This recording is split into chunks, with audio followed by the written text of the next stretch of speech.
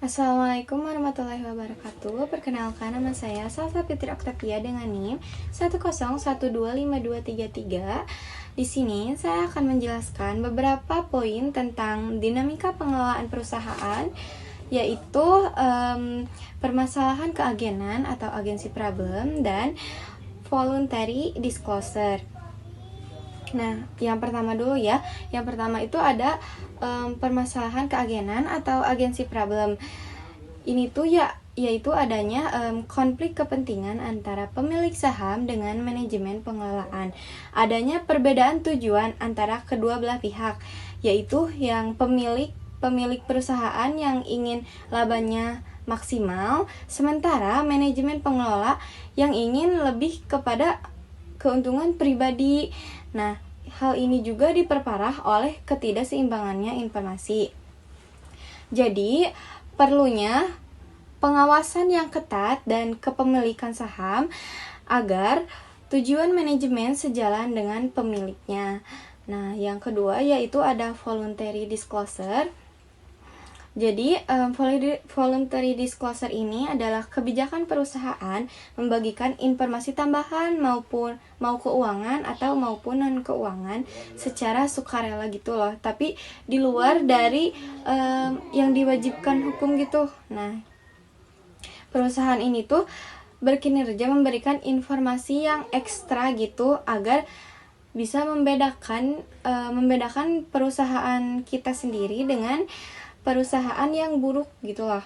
Nah, hal ini tuh voluntary disclosure itu bermanfaat untuk meningkatkan reputasi, memperkuat kepercayaan investor serta mempermudah penarikan modal investasi.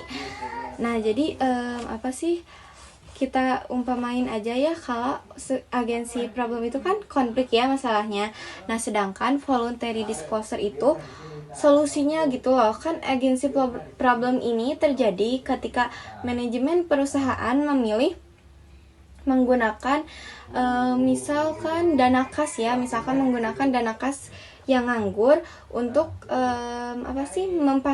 memfasilitasi kantor, tetapi itu tuh untuk kenyamanan pribadi gitu loh, kenyamanan sepihak buat manajemen pengelolanya doang, daripada membagikannya kepada dividen sesuai dengan keinginan si pemilik sahamnya, pemilik perusahaannya gitu.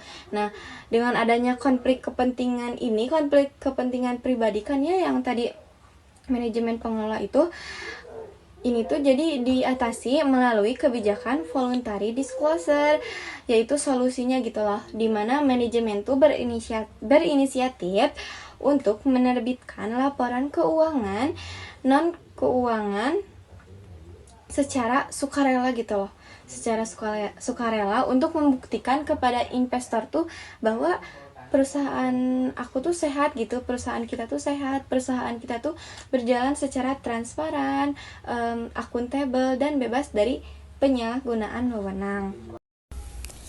Saya Nudia Urfalizana dengan NIM 10125206 menjelaskan tentang teori upper echelon. Teori ini berfokus pada siapa yang memimpin perusahaan dan bagaimana karakteristik mereka mempengaruhi masa depan perusahaan tersebut. Jadi teori upper ini pertama kali dicetuskan oleh Heinrich dan Mason pada tahun 1984.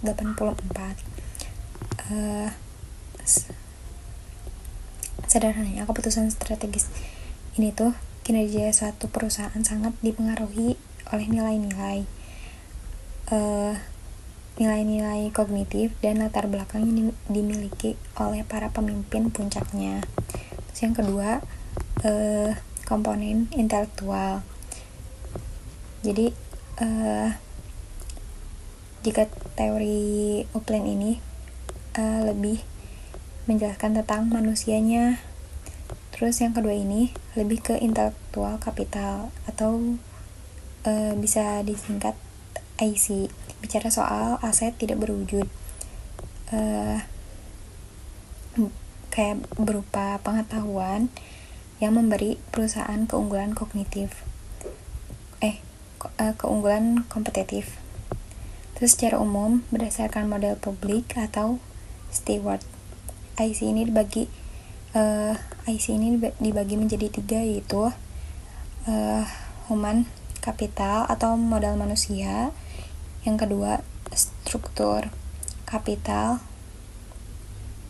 organisasi kapital atau modal struktural, yang ketiga relational capital atau customer capital, modal hubungan. Terus yang pertama ini hubungan kapital modal manusia ini adalah otak dari perusahaan, sifatnya melekat pada individu karyawan dan akan dibawa pulang saat mereka selesai bekerja. Terus ya isinya itu kayak pengetahuan, keterampilan, kreativitas, keahlian dan pengalaman, dan moral karyawan. Yang kedua struktural kapital, ini adalah infrastruktur pendukung yang tetap tinggal di perusahaan meskipun karyawannya sudah pulang atau resign. Terus yang ketiga relational capital. Terus ini tuh nilainya tercipta dari hubungan baik perusahaan dengan pihak luar eksternal, hubungan dengan pelanggan atau loyalitas konsumen, hubungan dengan supplier reputasi, merek kayak brand gitu, dan jaringan dengan pemerintah atau investor. Perkenalkan, nama saya Silvana Aprilianti dengan NIM 101252212. Saya di sini akan menjelaskan poin kelima dan keenam dari dinamika perusahaan. Poin kelima dari dinamika perusahaan ada karakteristik perusahaan di emerging market. Emerging market itu negara yang ekonominya lagi berkembang, contohnya Indonesia. Perusahaan biasanya punya peluang berkembang besar karena pasarnya luas dan konsumennya banyak. Ciri-cirinya, yang pertama, pertumbuhan bisnisnya cepat. Kedua, peluang usaha dan investasi masih banyak. Ketiga, teknologi dan sistem perusahaan masih terus berkembang, tapi resikonya juga lumayan tinggi. Misalnya, ekonomi naik turun atau aturan yang berubah-ubah. Contohnya itu, startup atau perusahaan di Indonesia bisa cepat berkembang karena pengguna internet dan pasar digital terus naik. Selanjutnya ada poin yang terakhir, keenam, dominasi corporate governance di Indonesia. Corporate governance itu intinya cara perusahaan dikelola supaya transparan dan gak asal jalan. Di Indonesia sendiri, banyak perusahaan masih dimiliki keluarga besar atau kelompok tertentu. Pemiliknya mayoritas biasanya punya pengaruh besar dalam pengambilan keputusan. Karena itu, tata kelola perusahaan yang baik penting banget supaya perusahaan tetap profesional dan gak merugikan pihak lain-lain, terutama investor kecil. Tujuannya biar perusahaan lebih transparan dan mencegah penyalahgunaan jabatan atau konflik kepentingan. Jadi, perusahaan di emerging market memiliki peluang pertumbuhan yang besar, tetapi juga menghadapi banyak tantangan. Karena itu, corporate governance yang baik sangat diperlukan agar perusahaan dapat berkembang dengan sehat, dipercaya investor, dan mampu bersaing dalam jangka panjang.